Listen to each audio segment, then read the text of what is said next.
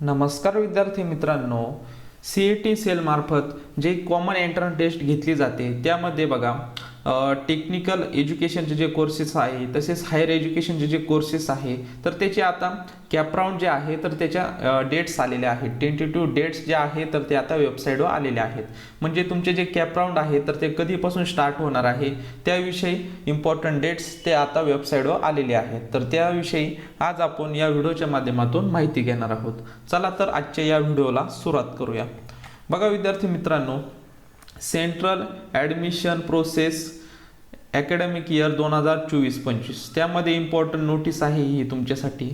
बघा विद्यार्थी मित्रांनो, the state CET cell has conducted number of CET of their results have also been declare. बघा CET जे आतापर्यंत जेवढ्या CET घेतलेल्या आहेत 2024च्या तर त्याचे रिझल्ट डिक्लेअर केलेले आहे जवळपास सगळे.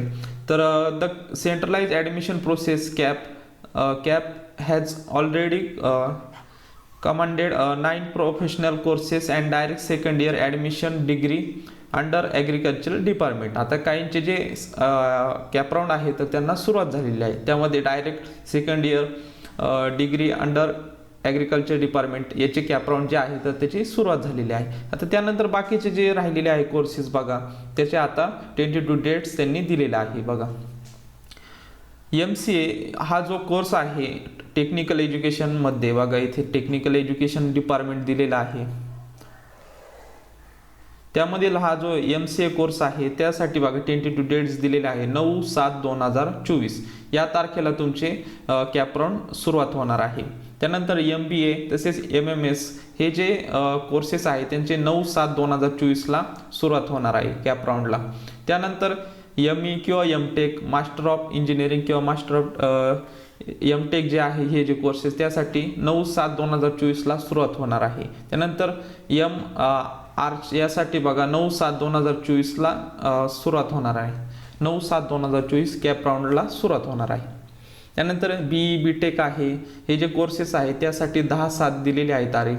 त्यानंतर B फार्मसी असेल, डी फार्मसी आहे, त्यानंतर BHMCT आहे हे जे कोर्सेस आहे त्यासाठी 11/7/2024ला सुरुवात होणार आहे.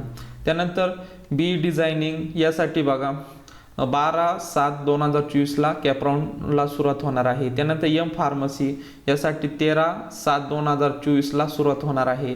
त्यानंतर MHMCT हा जो कोर्सेस आहे त्याला पण 13/7/2024ला सुरुवात होणार आहे.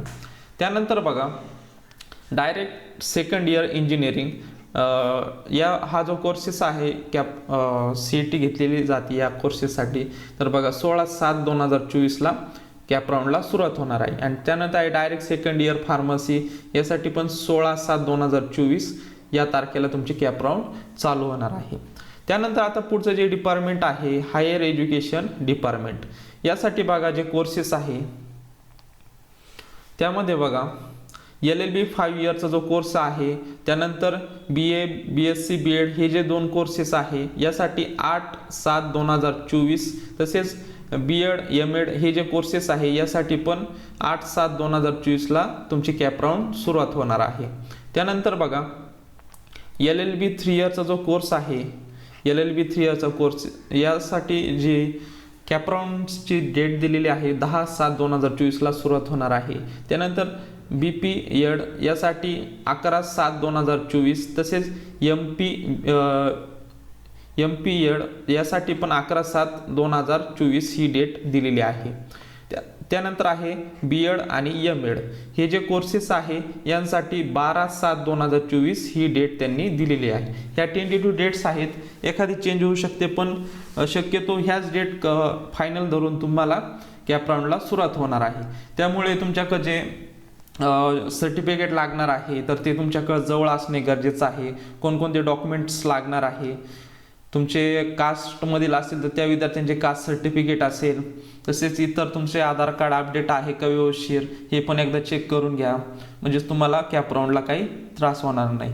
तसेच ज्या विद्यार्थ्यांना कास्ट व्हॅलिडिटी लागत आहे पण तुम्ही आत्ताशीच कास्ट व्हॅलिडिटीला ॲप्लिकेशन केलेलं असेल तर त्याची जी पावती आहे तर ती तुमच्याकडं जवळ ठेवा. कारण जर कॅपराऊंड पर्यंत तुमच्याकडे जर सर्टिफिकेट नसेल तर तुम्ही त्याऐवजी तुम्ही पावती अपलोड करू शकता. तर बघा विद्यार्थी मित्रांनो, आजच्या या व्हिडिओमध्ये centralize admission process academic year 2024-25 जी इम्पॉर्टंट नोटीस होती तर त्याविषयी आपण संपूर्ण माहिती बघितलेली आहे. तर विद्यार्थी मित्रांनो, आपल्या चॅनलला जर तुम्ही नवीन असाल चॅनल सबस्क्राईब करून ठेवा, म्हणजेच तुम्हाला नवीन व्हिडिओ तसेच नवीन अपडेट CET सेल मार्फत ज्या येतात तर त्या तुम्हाला भेटत जातील. भेटूयात नवीन अशा एका व्हिडिओमध्ये. तोपर्यंत धन्यवाद.